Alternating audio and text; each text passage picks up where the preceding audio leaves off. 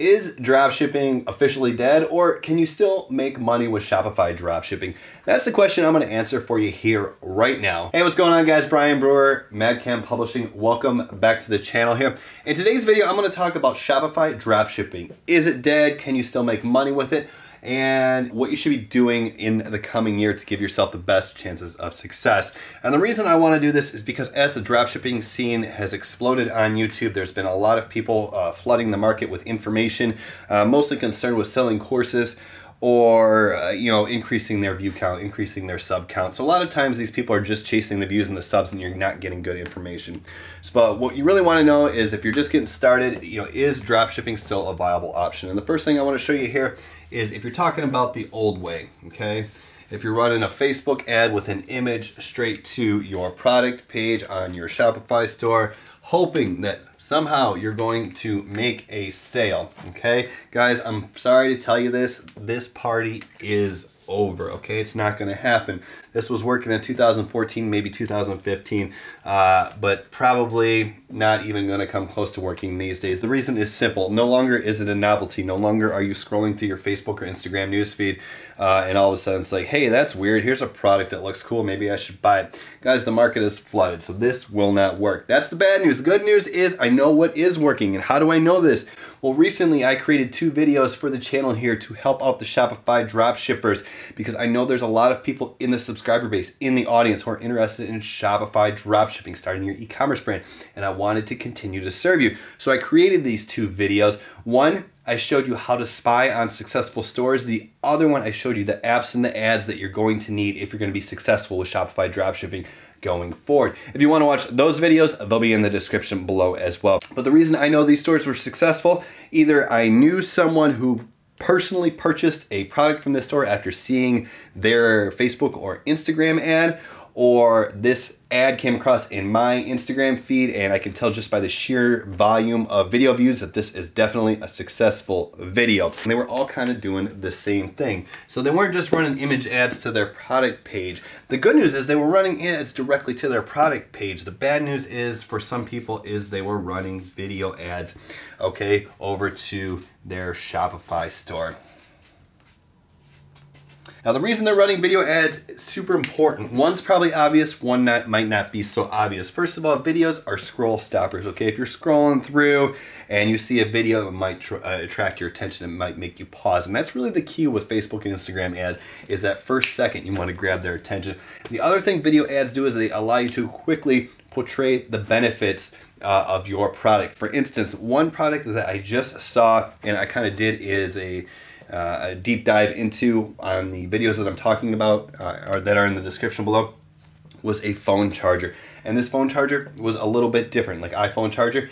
It was the cable, and what it was more like indestructible. It was tougher, and it had some other benefits as well. But the first thing this video showed was like the iPhone charger, and they were cutting one out, or they were blasting an old style one or a different style one, an inferior one with a blowtorch, and it just melted. And then they showed this one with a blowtorch running across it and it stood up. Then they showed a little clip of trying to cut it with scissors and it was like indestructible. So that attracts your attention.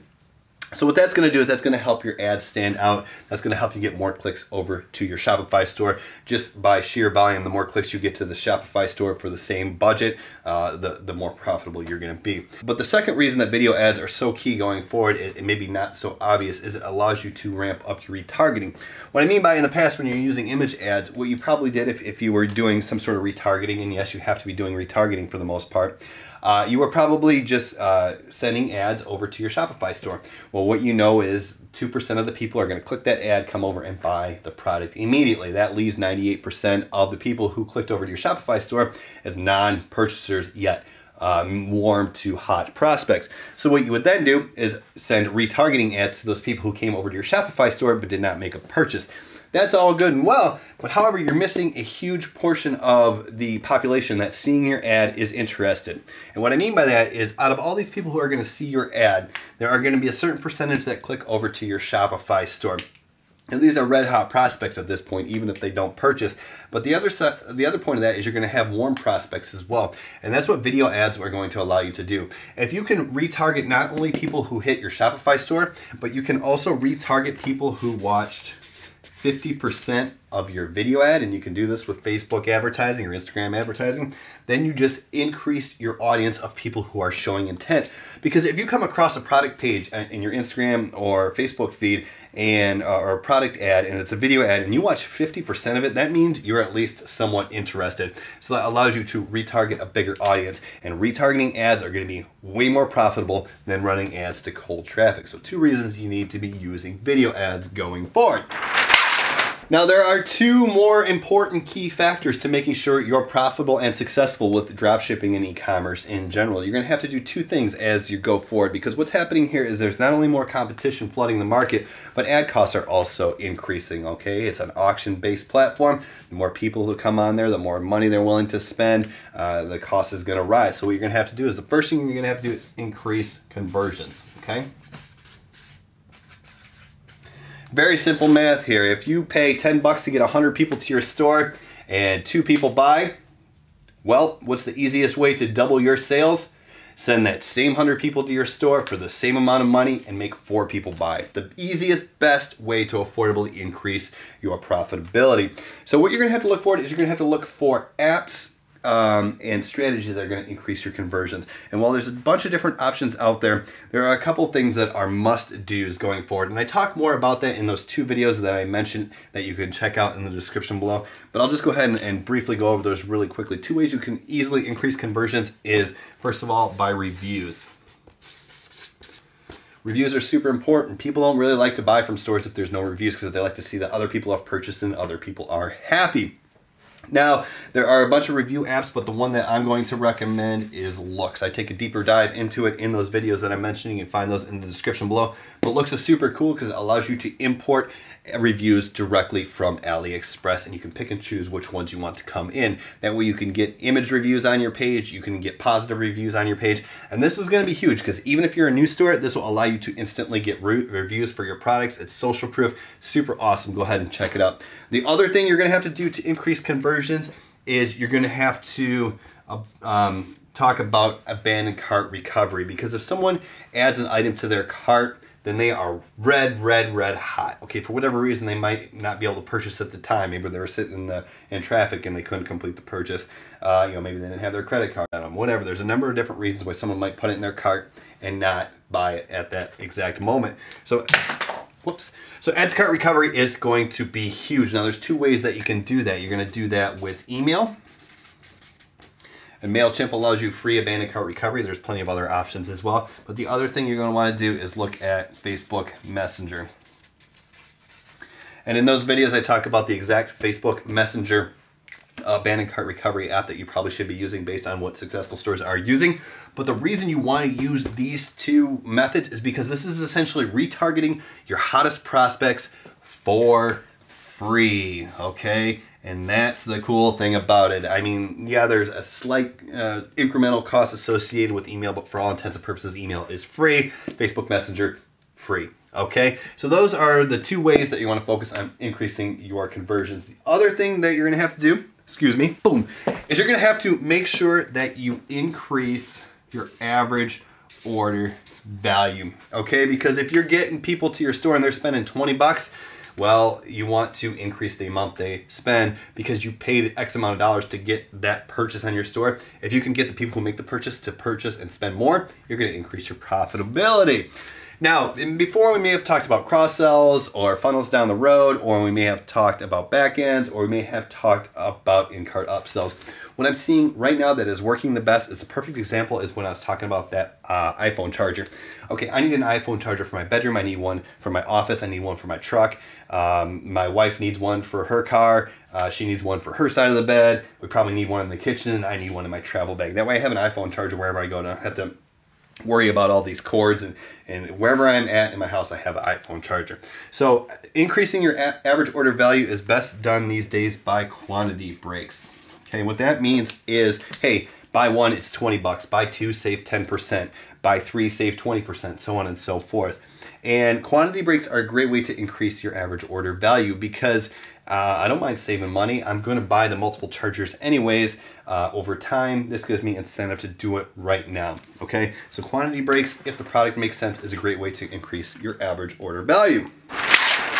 Now the last thing I want to talk about is a super cool Facebook ad strategy that the stores are using, the most successful stores are using. And this is all going to center around a general store. There's long been the discussion, what's better, a general store, a niche store, or a single product store? Well, after I show you what I'm about to show you right now, this should put to rest the argument. The best store to have is a general store. So your Shopify store should be a general store. Now that being said, you don't want it to be a random store. You want it to be a general store. What I mean by that is you want your store to target the same demographic across the product line, but you want to have different products. Let me break that down for you here. The most successful stores that I reviewed in those 2 videos that I have on the channel there, were targeting roughly, this is not scientific, but basically people who were 30 to 45 years old, 30 to 40, 30 to 45, somewhere in that range. And the reason I can discern that is because basically they're targeting people who probably have kids, they probably have pets, they may or may not own a home, but they're definitely in the top 50% of income. Because you don't want to serve a bunch of ads to someone who's making $17,000 a year, because they're not going to be able to make impulse purchases on your $25 product. So maybe college grads. But anyways, people who are established and have the need for stuff. They may or may not be homeowners. I don't think that's necessarily something you want to dive into because there's plenty of people who rent, especially in bigger cities, who have the need for all this home goods stuff, but they're not homeowners. So I probably wouldn't do necessarily people who own a home. But the bottom line is these are the people who have the disposable income. When I was in college, if a product came across, it wasn't my... I'm a little bit older than a lot of y'all, but so I wasn't seeing stuff on my Facebook feed. But if I came across a product and it was 20 bucks, I really had to weigh the pros and cons. If it wasn't beer, okay, if it wasn't beer and it was 20 bucks, I would have to tell myself, do I really need this? Now I'm 38 years old, I'm more established. If it's under 100 bucks and I want it, I pretty much just buy it. So that's why you should target this demographic. And I mentioned these people probably have kids, they probably have pets. And the reason I'm saying that is because all of these general stores here, they pretty much had the same 4 or 5 different categories. They had kids' toys.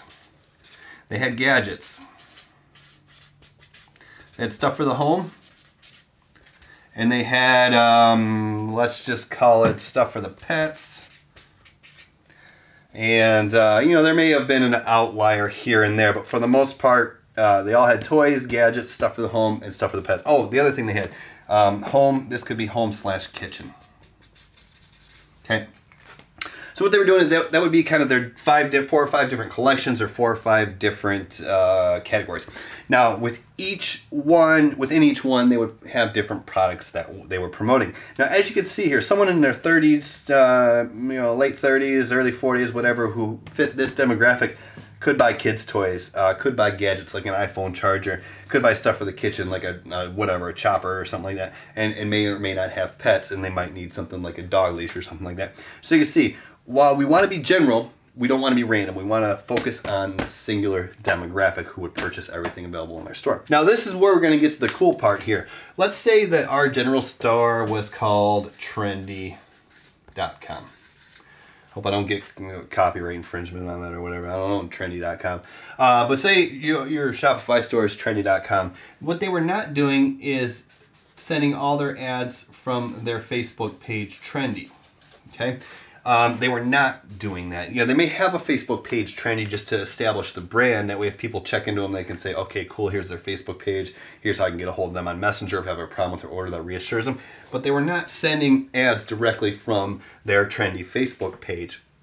What they were doing is they were using this as an opportunity to segment the target audience. So what I mean by that is, let's say they were promoting a kid's toy. Okay, something cool that is unique that kids might want. Then they were using a Facebook page, and maybe that Facebook page was, Trendy Kids.